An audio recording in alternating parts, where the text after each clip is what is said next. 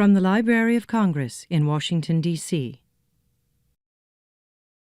Please welcome to the stage Mr. David McCullough and Mr. David Rubenstein.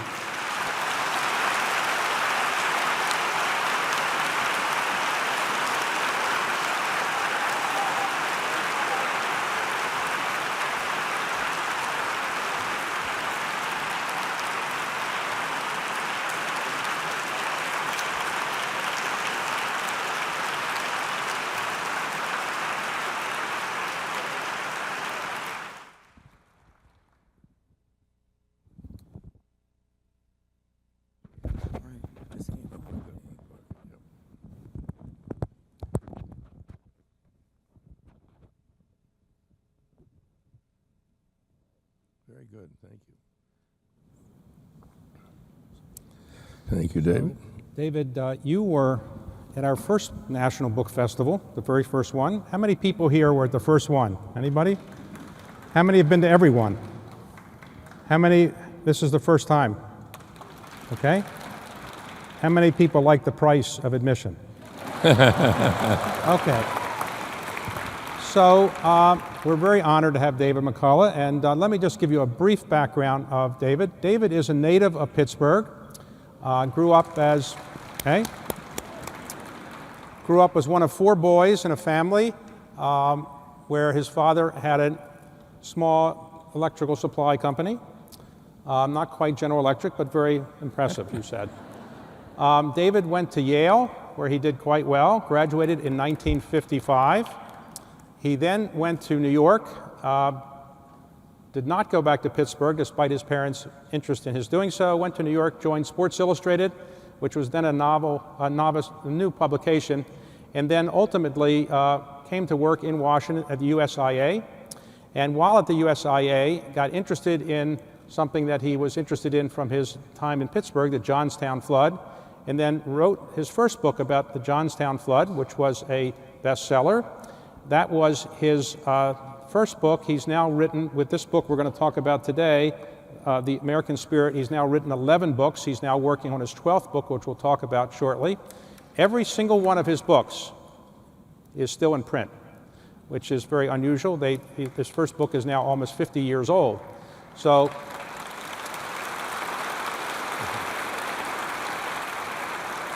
David has won the Pulitzer Prize twice for his books on Harry Truman and John Adams. He's won the National Book Prize twice. He has been given the Presidential Medal of Freedom by President Clinton. He's been asked to speak to a joint session of Congress and given virtually every honor a citizen can give. He's been also given 55 honorary degrees, which must be a record. So that's very impressive. But even more impressive is he has 5 children, 19 grandchildren, and the love of his life, Rosalie, is here, his wife of 63 years. Where's Rosalie? Rosalie, you have to stand up.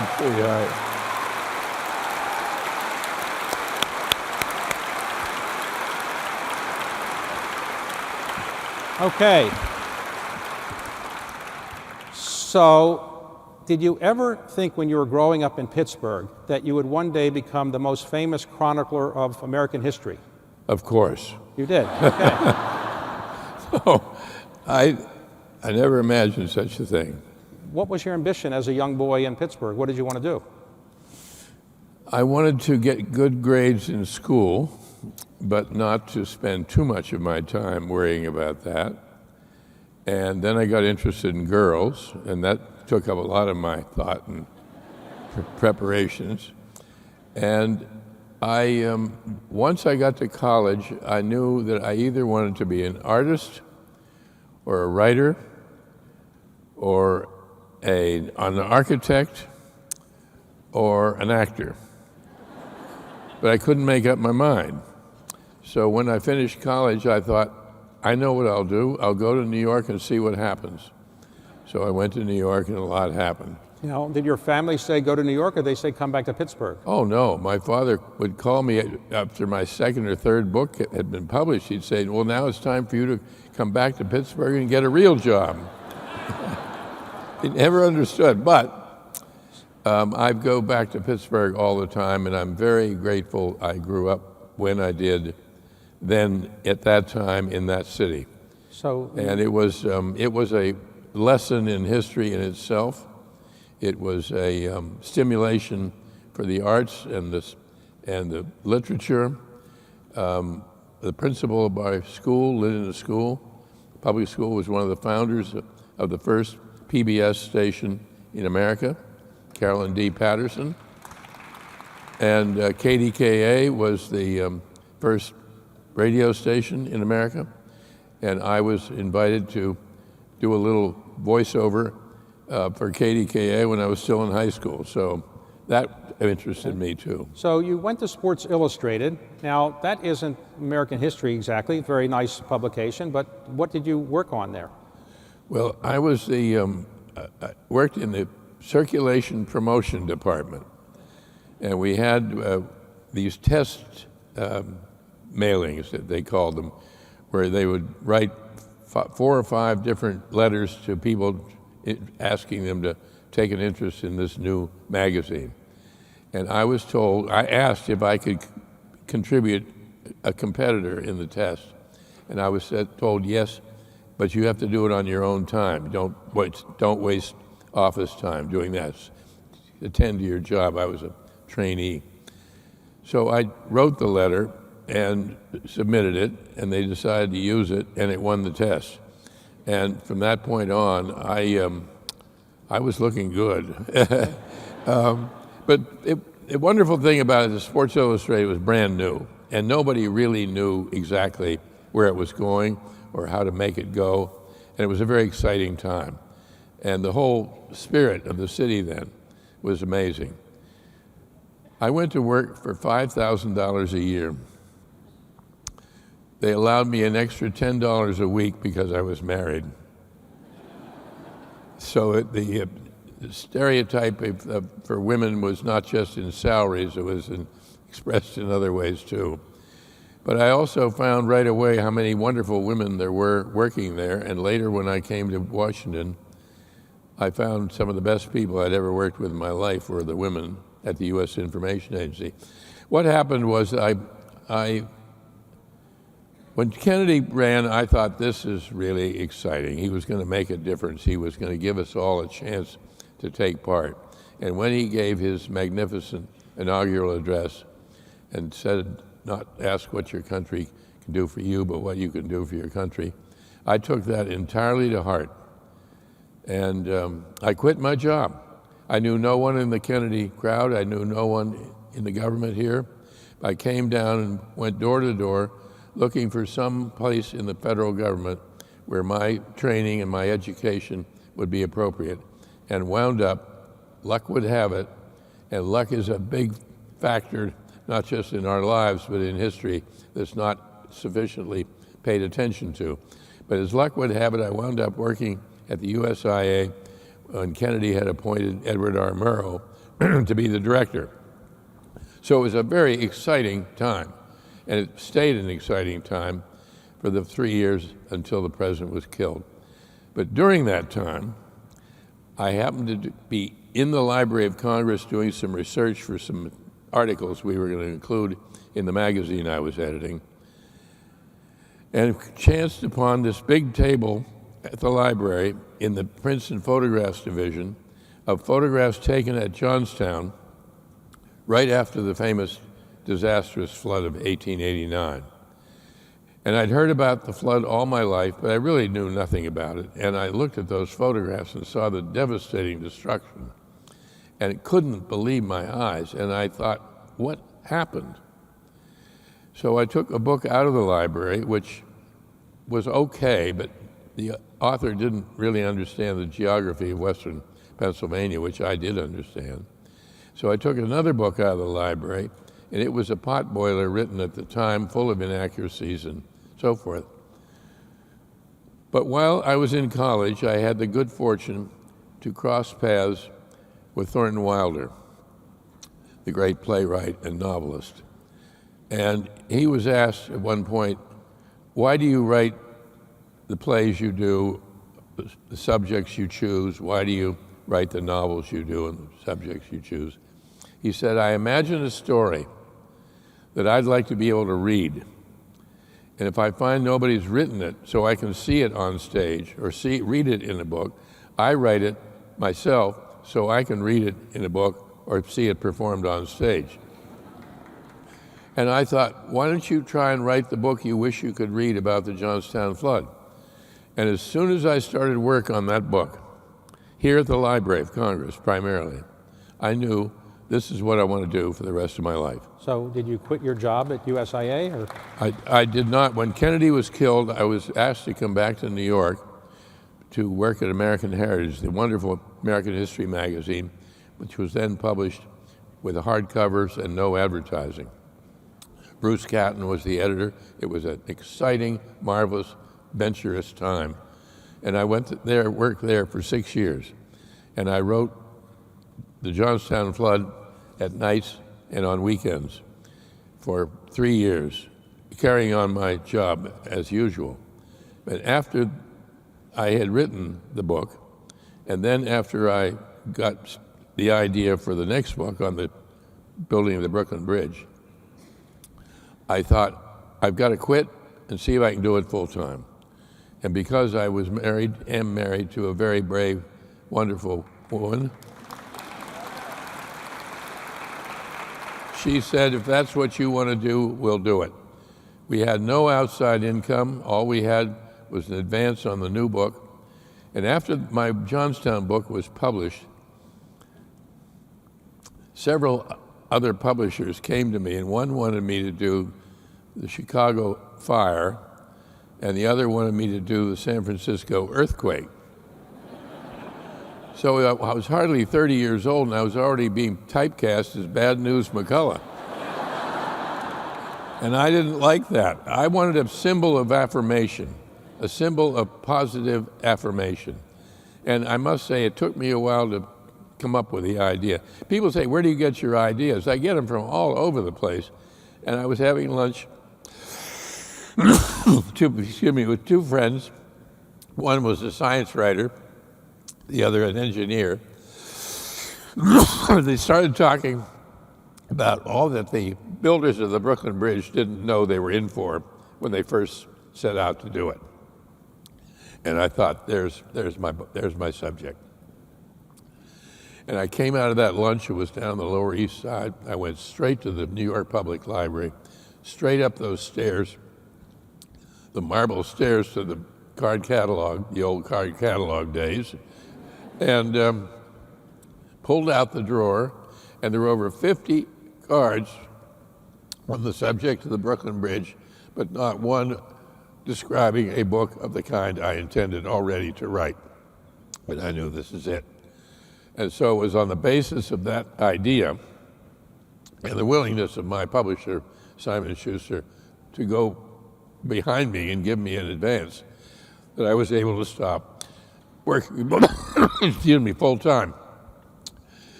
And I've never changed publishers. Simon & Schuster has published all my books, and I always figured if I was loyal and faithful to them, they would be to me, and they certainly have been. They've been one wife and one publisher for 60 years. One wife and a publisher. Okay. So, you might describe, as you have described elsewhere, your style of writing, because it's a little unique in the sense that your wife is involved in the process of helping you with the writing. Can you describe how you do that? Well, I've been confessing to this truth more lately than before, but I don't consider myself an historian. I have no degree in history. I have no PhD. I didn't major in history. I majored in English. I only took the history courses that were required. And I've always believed that one ought to write for the ear as well as the eye. All the greats did it, Dickens, all the others. Because when you hear what you've written, you begin to hear words that you're using too often. You begin to hear sentence structures that become repetitious. And you hear when you're starting to be boring. And I had 2 or 3 wonderful writers help me along the way. Conrad Richter, the great novelist, whose work is brilliant beyond imagining. Still, Paul Horgan, wonderful writer. And And Charlton Ogburn, I don't know if any of you know his work, but a brilliant, wonderful man and writer and naturalist. And they helped me a great deal to understand you have to cut back. You have to write and rewrite. I'm not a writer, I'm a rewriter. And all the best of them have been that way. Rosalie reads everything that I write to me aloud.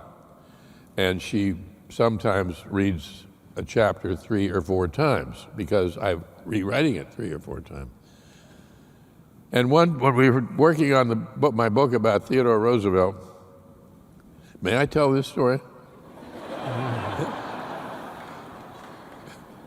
We were in the next to the last chapter, I think, and she was reading aloud, and she said, "There's something wrong with that sentence." I said, "Well, read it again." She read it again. I said, "No, there's nothing wrong with that sentence." She said, "Yes, there is." I said, "Give me that." So I said, and I read it aloud to her. I said, "See?" She said, "No, there's something wrong with that sentence."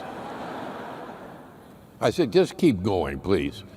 Well, she kept going, and I didn't do anything about that sentence. And the book went to the publisher. The publisher published it, and it came out and got wonderful reviews, including a very fine review in the New York Review of Books by Gore Vidal. Up until he was about to end the review, he said, "Sometimes, however, Mr. McCullough doesn't write very well. Consider this sentence."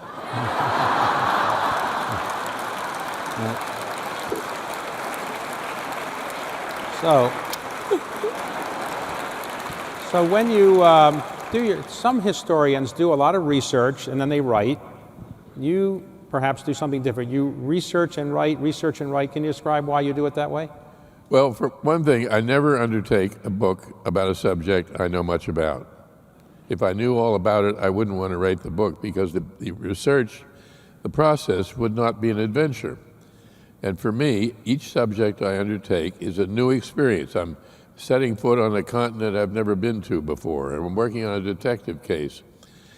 And I really don't know much about the research for the last half of the book, and I don't want to know that yet. I want to be involved with the people who are involved in the story. I want to be with them. I want to know them. I want to be inside their time. People, you say to me, "Are you working on a new book?" I say, "Yes," but I really say, "I'm working in a book." You have to get in that other time, and you have to understand those human beings. History is not about statistics and memorizing dates and boring quotations. History is about people. It's about human beings, when in the course of human events. And we have to be able to put ourselves in the shoes of those other people and know what the life that they lived was like, what the hardships and adversities that they faced that we don't even have to think about. And what spoiled brats we are, that we have so much that we owe all to them, and yet we don't bother to know who they were. It's not right. Well, and so I do the research as I go along. And as you do the research and as you learn more, then you have different questions. You have to ask questions all the time. Why did this happen? Where was he? Who was he? What was he or she worried about? And you have to keep learning more from the original sources. Letters, diaries, unpublished memoirs, and the like. And of course, that's where the gold is all, so much of it is right here in the Library of Congress. When I was working on the Wright brothers book, all those letters that they wrote to each other and to their father and to their mother and sister, Catherine, are all here in the Library of Congress. And you read those letters, these two young fellows who grew up in a house that had no running water, no indoor plumbing, no central heat, no telephone, and you could put 10 of them in this room, tiny little house, but it was full of books. And their father insisted that they all read, and that they read above their level.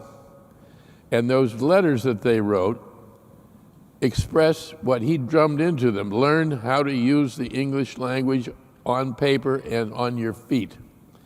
their vocabulary, their handling of it's breathtaking, and they never even finished high school.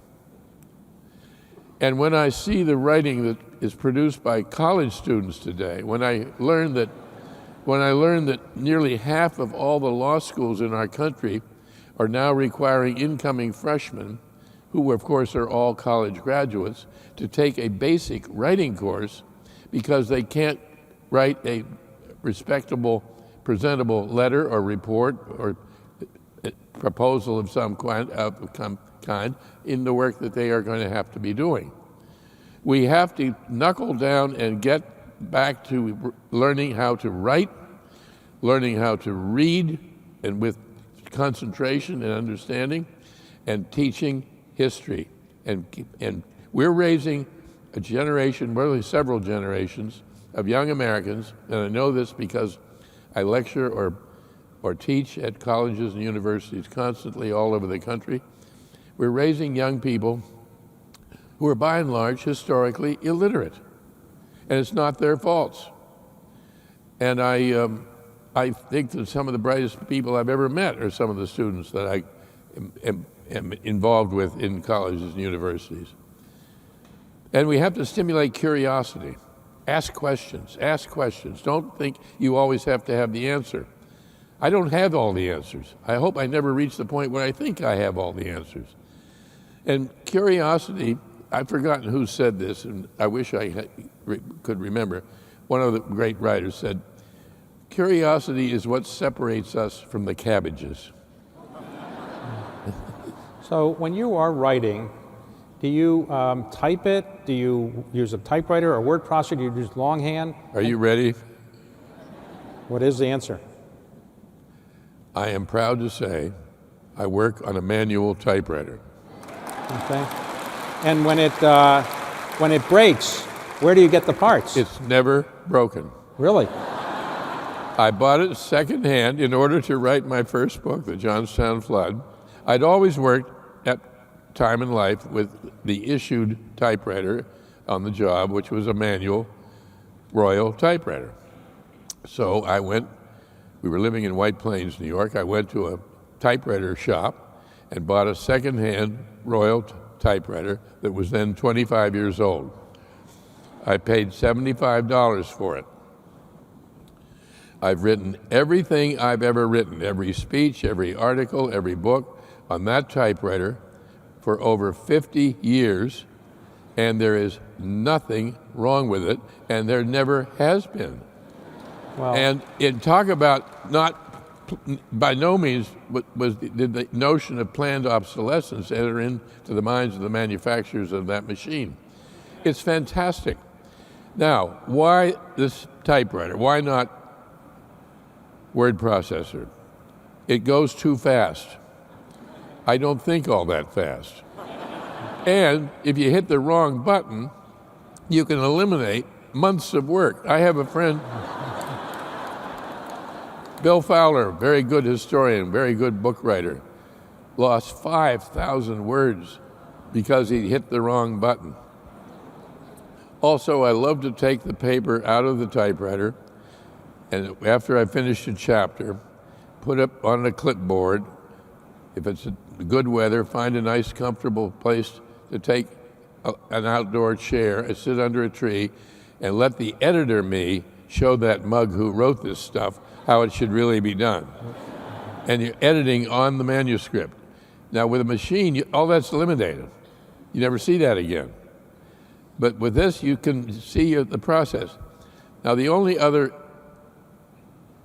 avid, devoted typewriter man that I know is Tom Hanks.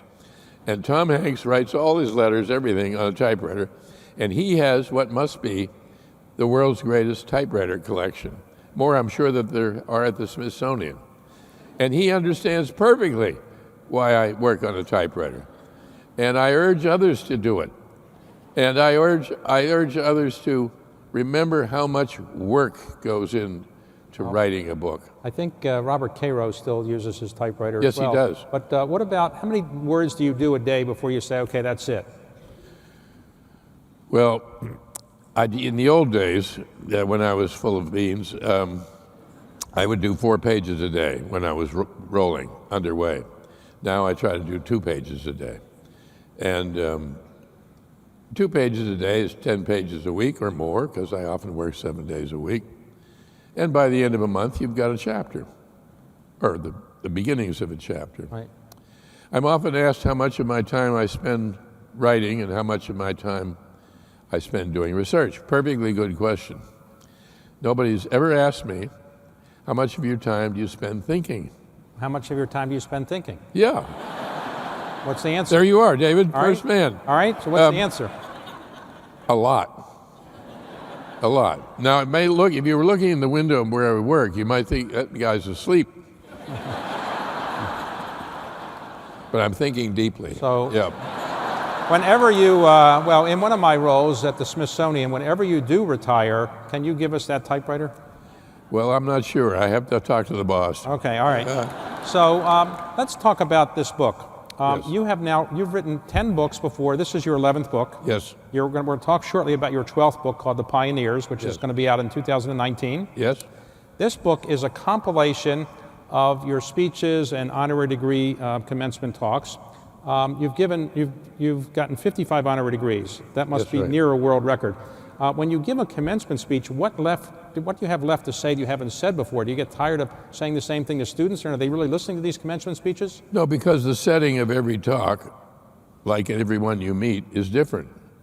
And so you want to know something about the university where you're speaking, or the college where you're speaking, or if you're invited to speak, let's say, at some event at the White House or Capitol, Okay.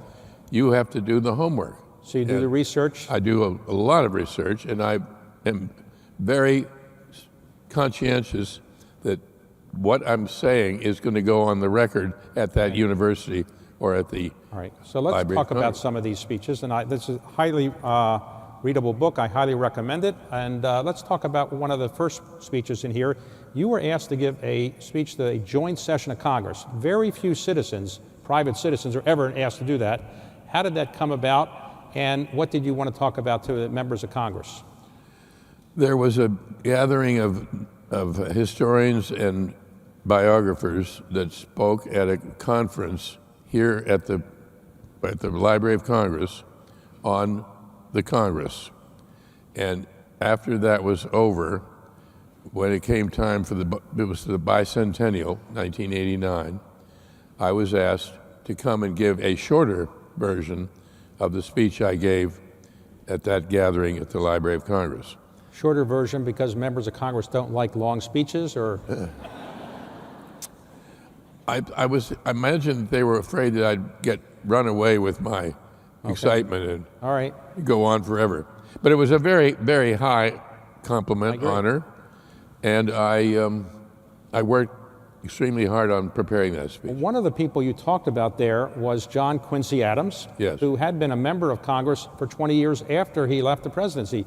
Why did you talk about him, and what did you think is so appealing about John Quincy Adams? John Quincy Adams had been a diplomat, served in several diplomatic posts, very important diplomatic posts. He'd been a senator, and he'd been president of the United States. And after he left the presidency, he was asked if he'd by any chance run for Congress. He said, certainly. So he went back and served in Congress until his death. And he died on the floor of the Congress, died in what's now Statuary Hall, in a little room off to the side. He died in harness, as they said then. And he didn't have to do that. He didn't have to be a congressman as he was. But he had a mission, not only to represent as best he could his constituency in Massachusetts, but to represent the country, and more that really than the constituency. And he was ardently against slavery. So he was battling slavery on the floor of the Congress until the day he fell dead, or fell down and died a few days later. And talk about devotion, talk about integrity, talk about truth and honesty and loyalty. His father, John Adams, was the only founding father president, the only one of the presidents who was a founding father, who never owned a slave, out of principle. And his wife Abigail was even more adamant on the subject. The next president who never owned a slave was John Quincy Adams. So it ran in the family, as did dedication to public service, ran in the family. He's also brilliant. He was interested in everything. He spoke many languages. He was, in many ways, I think he may have had the highest IQ, the most fertile, versatile mind of anybody who's been president, even including the greats among the founders.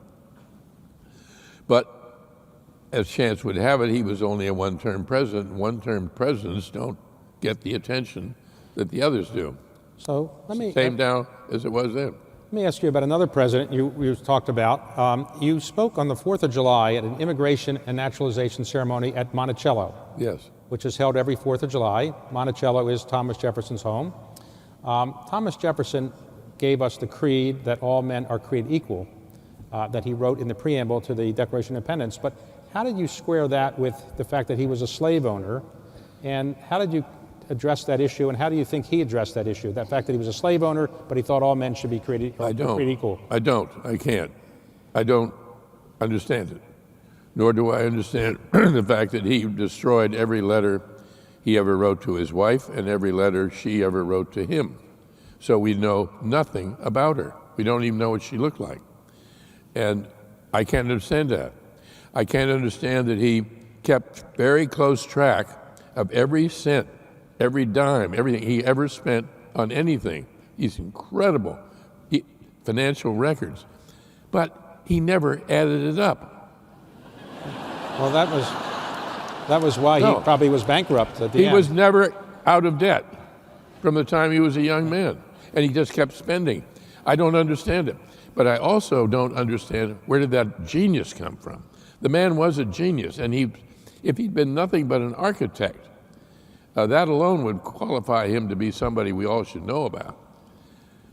And he served a brilliant service to all of us with this idea that all men are created equal. But he also said something I think that's not been sufficiently played up and he hasn't been given sufficient credit for. And that is his absolute belief in education. He said, any nation that expects to be ignorant and free expects what never was and never can be. We have to be educated. We have to be literate. We have to understand that there are no easy answers to big problems and so forth. And nobody has glib solutions to big problems. You have to be worked out. I wish I'd had the chance to know him. I wish I'd had the chance to listen Speak about that. If all the people you've written about, John Adams, Harry Truman, John Quincy Adams, Thomas Jefferson, if you could have dinner with any one president who's not alive, who would you like to have dinner with? John Adams. John Adams. Because there are so many questions I want to ask him. All right. Well, okay, let's talk about John Adams for a moment. You gave a speech at the University of Massachusetts and talked a lot about John Adams. Of the founding fathers, he gets a little less attention than George Washington, Thomas Jefferson, James Madison. Why do you think so few people paid that much attention until your book came out? And why do you think there is still no monument to John Adams in Washington, D.C.? Yes, there is. Where? It's on the mantelpiece in the White House. Oh, that's know it. About that? I don't. John Adams was the first president to reside in the White House. And his first night, he was alone. Abigail had not arrived yet. And the next morning, after his first night, he wrote her a letter in which he said, what he wrote in the letter, Franklin Roosevelt had carved into the wooden part of the mantelpiece in the East Room, the state dining room. When Truman was in charge of redoing the White House, he made sure that that quotation stayed there. When Kennedy became president, he had it carved into the marble of the mantelpiece so that it would stay forever. And what Adams had said in the letter to Abigail was this: "May none but honest and wise men ever rule under this roof." Right. So,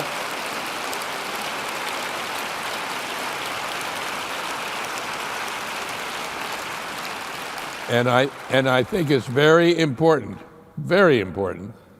to understand, to think about, he put honesty first ahead of wisdom. Honesty.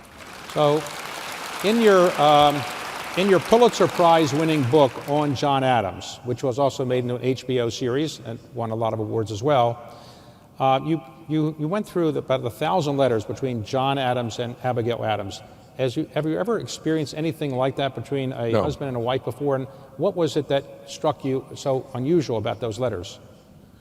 The quality of the use of the English language, the quality of the use of the mind, how well read they both were, superbly read. John Adams advised his son, his young son at the time, he was about 10 years old, when they went off with his father to Europe to serve as a diplomat. He said, "You'll never be alone if you have a poet in your pocket." In other words, carry a book. And that was part of the relationship attitude toward life. They were incredible readers. And Abigail was right there. And her letters are phenomenal. She was not college educated. So, no, she never went to college. She never went to school. Was tutored at home, as it were. But she never stopped reading. And she was brilliant, and she was brave and patriotic, and she put up with incredible difficulties, running the family, running the household, trying to stay afloat financially when he was off serving overseas. And those children were raised by her in a way that they would never forget. If that dinner party you're asking me, who would I have? I would definitely want Abigail Adams there. And I would definitely want Catherine Wright, the sister of the Wright brothers. You can't understand what they did and how they did it if you don't understand the part played by Catherine Wright. And was she something? She kept at him and made them toe the line and behave themselves in a way that we all need. Now, you gave a speech at Dartmouth, and there were two people featured in that speech about whom you've written. One was Teddy Roosevelt. You wrote a book not about his presidency, but about the time he left New York and the East and went west. Why did you find that such an appealing part of his life, and what was the most important lesson you took away from that book?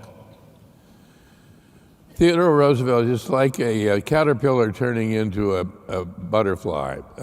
He was a child who was not expected to live. He suffered terribly from these seizures of asthma, and which were really life-threatening. He was afraid of everything, fearful of everything, and he outgrew it. And he outgrew it by facing adversity. He took hold of himself, and he worked hard at it all the way through college, but then on into life. His father's death was a devastating experience for him. Then his wife and his mother died on the same day, and he was shattered man. And that's when he went west. And this idea of going west is so American. It's a way of healing. It's a way of escaping. It has been traditionally. And many historians obviously have written quite profoundly about this. And he is the essence of that. But he never forgot who he was and where he was going back to. And that when he comes back, he then remarries and gets involved in politics in a big and serious way. Now, you also spoke in the Dartmouth... And he was brilliant. Well, he wrote... And a wonderful writer, and he was an historian. None of our great presidents has ever been one who had no interest in history. True. So he wrote about 40 books. Theodore Roosevelt wrote many books, including a very good book, still I considered a good book, on the Naval War of 1812, which he started when he was still in college. Woodrow Wilson, of course, was a professor of history. Dwight Eisenhower's Crusade in Europe is one of the best books about World War II ever written, and he wrote every word of that himself. No ghostwriter did anything to help him. And of course, Kennedy wrote several works of history, not just Profiles in Courage, and kept referring to history, citing history, bringing history into the dialogue of the presidency of the executive office again and again and again. So now you also, in that Dartmouth speech, talked about Harry Truman, about Yes. whom you wrote another Pulitzer Prize winning book. Why was Harry Truman so unpopular when he left the presidency, 15% popularity rating, but now he's everybody's favorite president? What changed in the years since he left the presidency, other than your book? Well, it began before I wrote the book, believe me. I grew up in a very old-fashioned Republican family, and the night of the '48 election, I was a high school student, and I was very interested in politics, and I tried to stay awake to hear who won. But as some of you may know or remember, the final tally didn't come in until about 2 in the morning, and I just couldn't stay up that late. I fell asleep. My father was in shaving the next morning, and I went in, I said, Dad, who won? He said, Truman, like the end of the world. Well, 20, 30 years later, I was back home, and we were having a chat after dinner. And he started in on how the world was going to hell and the country was going to hell. And he paused and he said, too bad old Harry isn't still in the White House. But Harry Truman is a great American story. This wonderful gathering here is about the American story. If there ever was a story that is so American, I don't know of one. He's Harry Truman from a place called Independence. And he never went to college. He had to go it on his own. And he had all kinds of bad luck and defeat, but he never gave up. My favorite people are the people that don't give up. George Washington in 1776 had every reason in the world to say, well, that's enough, we can't win this war, to hell with it. But he would not give up, and he knew how to convince others, we're not going to give up. The Wright brothers never gave up. Washington and Roebling, in the building of the Brooklyn Bridge, they had many reasons to say, this is more than can be achieved, but they wouldn't give up. Talking about never giving up, you gave a speech at Ohio University. Yes. About people who helped build the Northwest Territories, and you're now working on a book called The Pioneers, as I mentioned earlier, be out in 2019. What was so unique about the Northwest Territories, and why did those people not give up? I was invited to speak at the Ohio University at their 200th anniversary commencement. And I felt I better learn something about Ohio University. And I found out that the oldest building on campus was called Cutler Hall. And I thought, who's Cutler? And it was the oldest, I was told it was the oldest university college building west of the Allegheny Mountains. Well, Cutler's name was Manasseh Cutler. He was a classic 18th century polymath. He was a doctor, medical doctor, a lawyer, and a minister. He was a minister of a small church in Ipswich, Massachusetts. And a group of veterans, war veterans, in Ipswich and in Massachusetts, Revolutionary War veterans, had the idea that because they'd been paid in worthless money all the time that they served for 8.5 years in the Revolution, one way to compensate that would be to provide land in this new Northwest Territory that had been ceded to our country by the British at the treaty in Paris, and that that land was fertile in a way that nobody in New England had ever even imagined, and it belonged to the government, and there it was. So This man, Cutler, was picked by these officers from the war to go down to the Capitol, which was then in New York, and sell them on the idea of creating a Northwest Territory ordinance whereby new states could be formed. Now, Manasseh Cutler had never lobbied anything in any way in his life. The word lobbyist or lobbying hadn't even entered the languages yet. He'd never been to New York, never been out of New England. But off he went in his one-horse shay down to New York to convince the Continental Congress, there was no Constitution yet, to go ahead with this. This was the summer of 1787. And they put the ordinance through. He did it, one man. He did it, and the ordinance stipulated three things of immense importance. It's one of the most important bills ever passed by our Congress, even before we had a president. One, there would be complete freedom of religion, absolute complete freedom of religion. Number two, the government would be involved in education. There would be public education all the way through college, hence the beginning of the state university system, for example. And third, and most important of all, there would be no slavery.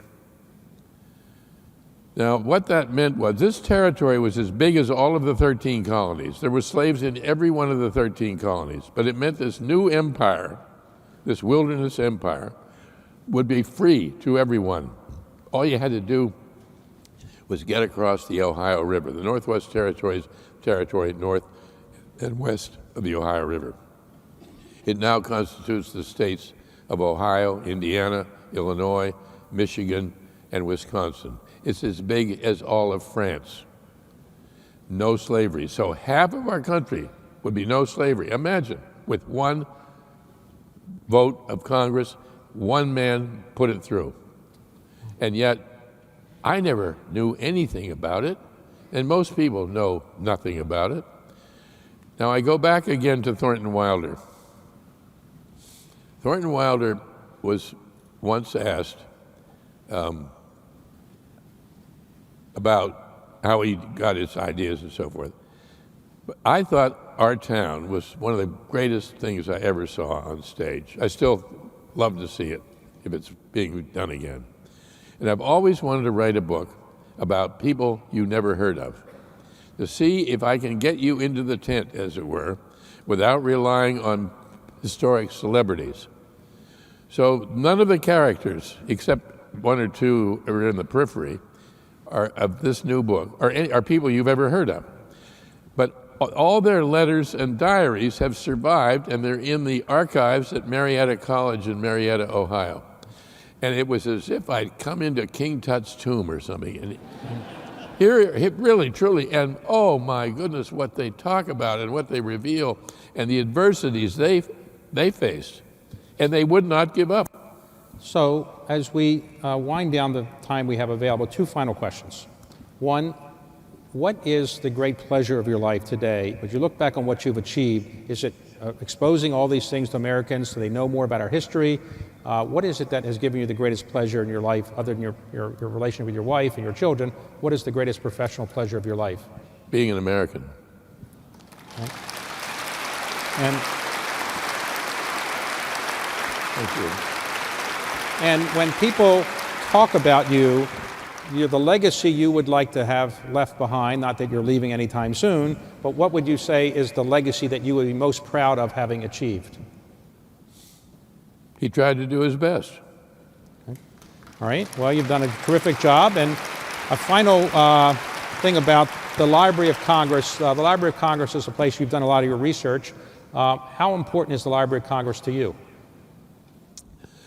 The Library of Congress is indispensable for me professionally, but I also see it as a shrine on our Acropolis devoted to the idea of education, and that it's available to all. Our whole public library system is something that's a miracle of American creation.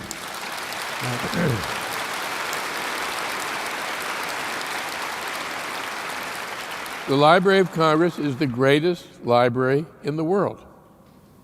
No question. And we did it. We did it. And if you ever get down about American culture, you might like to remember that there are still more public libraries in this country than there are Starbucks. All right, well, David, thank you very much for a great conversation. Thank you. Thank you. Appreciate it. Thank you. Thank you very, very much. Thank you. This has been a presentation of the Library of Congress. Visit us at loc.gov.